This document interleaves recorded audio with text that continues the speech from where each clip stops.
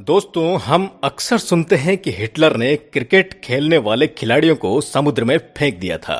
तो हमारे दिमाग में आता है कि क्या इसमें कोई सच्चाई भी है या ये सिर्फ एक फर्जी कहानी है। तो हम आपको बता देते हैं कि हिटलर ने कभी भी अपनी टीम को समुद्र बुरद नहीं किया था, बल्कि सिर्फ जर्मनी में क्रिकेट पर पाबंदी लगाई थी। हिटलर ने गालिबन 1937 को इंग्लैंड और जर्मनी के दरमियान 5 दिन के टेस्ट मैच का कुछ हिस्सा देखा। वो इंग्लिश और जर्मन टीमों के दरमियान खेले गए मैच के चौथे दिन देखने गए। अगले दिन उसने पूछा कि खेल किसने जीता, तो उसको जवाब मिला कि ये मैच ड्रॉ हो गया है। ये सुनकर हिटलर को बहुत गुस्सा आया और उसने फैसला किया कि एक ऐसा खेल जो कई दिनों तक जारी रहे और उसके बाद भी इसका कोई नतीजा न निकले, ये सिर्फ वक्त को जाया करता है। हिटलर ने इंग्लिश टीम को फौरन अपने मुल्क वापस जाने का हुक्म दिया और क्रिकेट पर पाबंदी लगा